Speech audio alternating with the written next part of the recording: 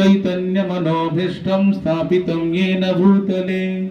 स्वयं रूप कदा मह्यं ददाति सुपदान्तिकं वन्देऽहं श्रीगुरो श्रीयुतपदकमलं श्रीगुरुन् वैष्णवांश्च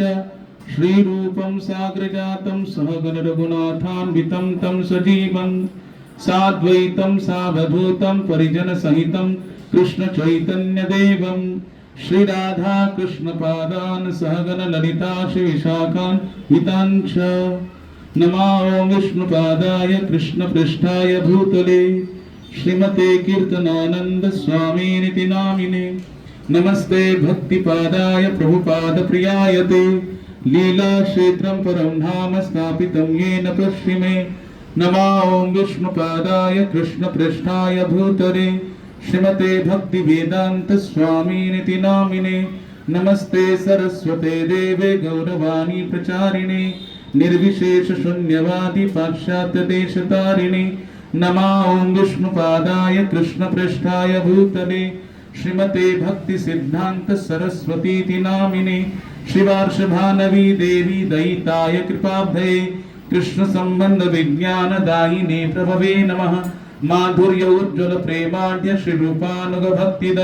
श्री गौर करुणा शक्ति विग्रहाय नमोस्तुते नमस्ते गौरवाणी श्री मूर्तये दीनकारिणे रूपानुग विरुद्धाप सिद्धांत भ्रांत हारिणे नमो गौर किशोराय साक्षात् वैराग्य मूर्तये विप्रलंबर सांभोदे पादांबुजाय ते नमः नमो भक्ति विनोदाय सच्चिदानंद नामिने गौर शक्ति स्वरूपाय रूपानुगवराय ते गौर आविर्भाव भूमेस्त्वं निर्दिष्टा सज्जन प्रियः वैष्णव सार्वभौम श्री जगन्नाथाय ते नमः वाञ्छा कल्पतरुभ्यश्च कृपा सिन्धुभ्यैव च पतितानां पावनेभ्यो वैष्णवेभ्यो नमो नमः नमो महावदन्याय कृष्ण प्रेम प्रदायते कृष्णाय कृष्ण चैतन्य नाम्ने गौरतुषे नमः पंचतत्वात्मकं कृष्णं भक्त रूप स्वरूपकं भक्तावतारं भक्ताख्यं नमामि भक्त शक्तिकं हे कृष्ण करुणा सिंधु दीन बंधु जगतपते गोपेश गोपिका कांत राधा कांत नमोस्तुते जयतां सुरतोरपंगो मम मंदमतिर्गति मत्सर्वस्व पदाम्भोज राधा मदन मोहनो दिव्यद वृंदारण्य कल्पद्रुमदः श्रीमद् रत्नागार सिंहासनस्थो श्रीमद् राधा श्रील गोविंद देवो पृष्ठालिभि सेव्यमानो स्मरामि श्रीमान रासरसारंभी वंशी वटतटस्थितः कर्षण वेणु स्वनिर्गोपि गोपीनाथ श्रियस्तुनः तप्त कांचन गौरांगी राधे वृंदावनेश्वरी वृषभानुसुते देवी प्रणमामि हरिप्रिये जय श्री कृष्ण चैतन्य प्रभो नित्यानंद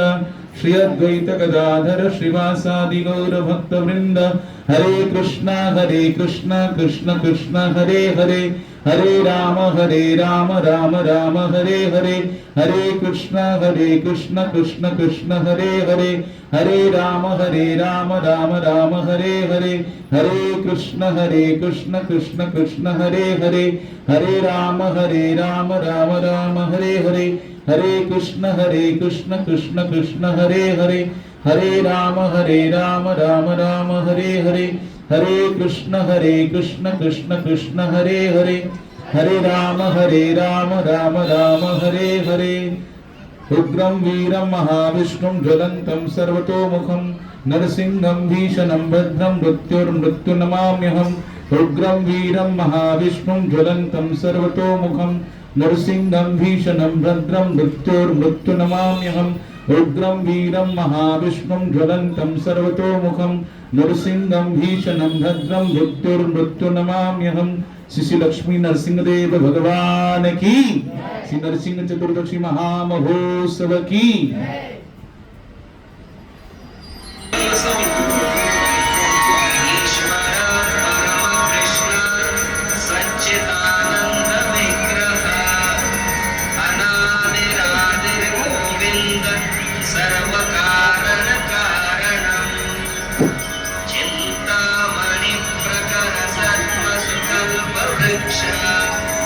लक्षावृतेषु सुरभेरभिपालयन्तम्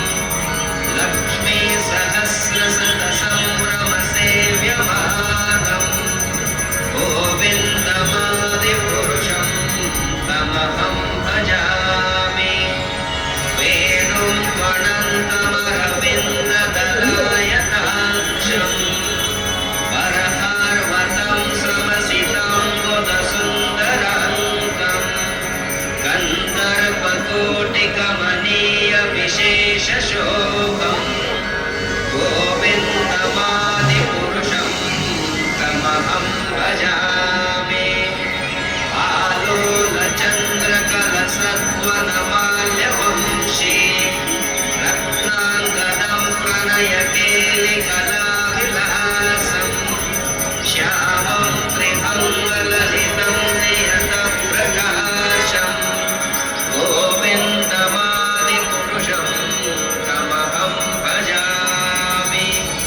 अङ्गानि यस्य सकलेन्द्रियवृत्तिमन्ते पश्यन्ति पान्ति कलयन्ति चिरं जगन्ति आनन्दचिन्मय सदुज्ज्वलविग्रहस्य गोविन्दमादिपुरुषं तमहं भजामि अद्वैतमच्युतमनादिमनन्तरूपम् आद्यं पुराणपुरुषं नवयौवनं च वेदेषु दुर्लभमदुर्लभमात्मभक्तो गोविन्दमादिपुरुषं तमहं भजामि पन्तास्तु कोटिशतवत्सरसम्प्रदम्यो वायोरथापि मनसो मुनिपुङ्गवाना सोऽप्यस्ति यत्र पदसिन्ध्यविचिन्ततत्वे गोविन्दमादिपुरुषं तमहं भजामि एकोऽप्यसो रचयितुं जगदण्डकोटिं यच्चक्षिरस्ति जगदण्डजयाय अन्ताः अण्डान्तरस्थपरमाणुजयान्तरस्थं गोविन्दमादिपुरुषं तमहं भजामि यद्भावभावितधियो मनुजास्तथैव सम्प्राप्य रूपमहिमा सनयानभूषा सुप्तेर्ममेव निगमप्रतिगैस्तु वन्दे गोविन्दमादिपुरुषं तमहं भजामि आनन्दचिन्मयरसप्रतिभाविरामे कामेर्यदेव निजरूपतया कलामे गोलोकदेव निवसत्य किलात्मभूतो गोविन्दमादिपुरुषं तमहं भजामि प्रेमाञ्जनच्चुरितभक्तिविलोचनेन सन्तत्सदैव हृदयेषु विलोकयन्ति यं श्यामसुन्दरमचिन्त्य पुरस्वरूपं गोविन्दमादिपुरुषं तमहं भजामि नामादिमूर्तिषु कलानि यमेन तिष्ठन् नानावतारमकरोद्भुवनेषु किन्तु कृष्णस्वयं समभवत्परमः पुमान्यो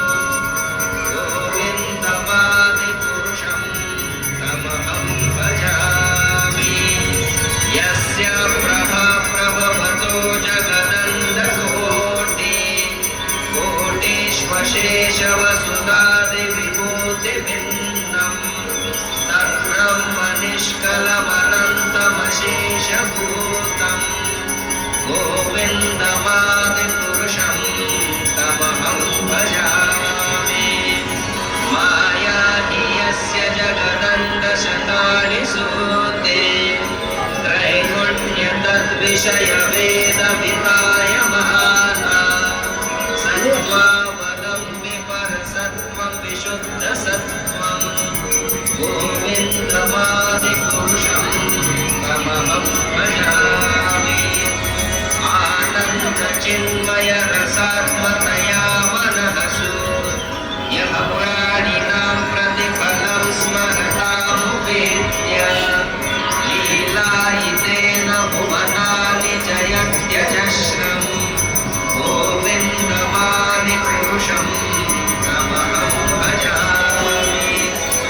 गोलोकनाम्नि निजधाम्नि तले च तस्य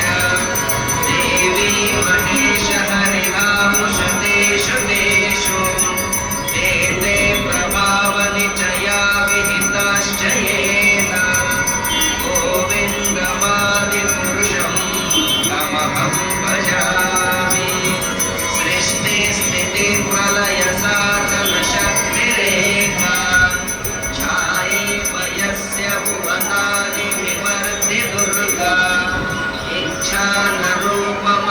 यस्य च चेष्टते सा